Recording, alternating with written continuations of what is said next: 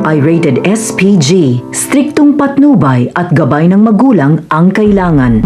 Isang mapagpalang araw, mga kapamilya, matapos magkaharap ni David at Tanggol, ay muli namang magkukrus ang kanilang landas ng kanyang lola Tinding. Dito mapag-aalaman niyang matagal na palang naninilbihan ito kasama ng kanyang lolo Noy sa mga kabalyero.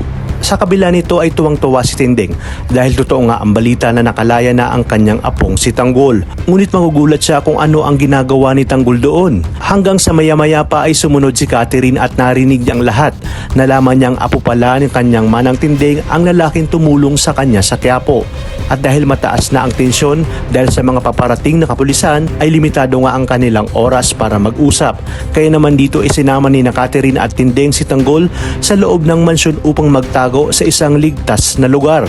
Agad na inilahad ni Tinding na nakita niya si Rigor at hindi niya napigilan ang kanyang sarili dahil sa ginawa nito sa kanyang nanay Tess.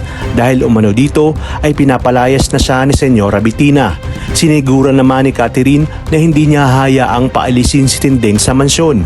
At dito mas lalong tumindi ang galit ni Tanggol dahil sa lahat ng ginawa ng kanyang tatay Rigor. Hindi lang sa kanyang nanay Tess, pati na rin sa kanyang lola Tinding. Naikwento na rin ni Tanggol at napatanong siya kung bakit naroroon si David. Malakas ang kutob niya na may kinalaman ito sa isang sindikato. Hanggang sa mapag-alaman nga ni Catherine na David pala ang tunay na pangalan ng nagpakilala sa kanyang Jesus na isang Montenegro. Kaya naman dito ay napagtanto ni Tinding at tila panahon na umano para malaman ni Tanggol ang buong katotohanan na hindi siya anak ni Rigor at marahil inagaw ni David ang kanyang tunay na pagkatao at nagpapanggap ito na siya. Dagdag pa ni Tinding na si Tanggol talaga ay isang tunay na Montenegro at kaya ganoon na lamang ang turing sa kanya ng kanyang tatay Rigor. Narinig naman itong lahat ni Catherine kaya ibig sabihin ang tunay na Jesus Montenegro ay si Tanggol. Sa pagkakataong ito ay litong-lito pa rin nga si Tanggol at hindi niya lubos maisip na buong buhay niya ay inilihim ito sa kanya ng kanyang nanay Tess at lola Tinding. Kaya mas lalong umigting ang kanyang galit kay Rigor.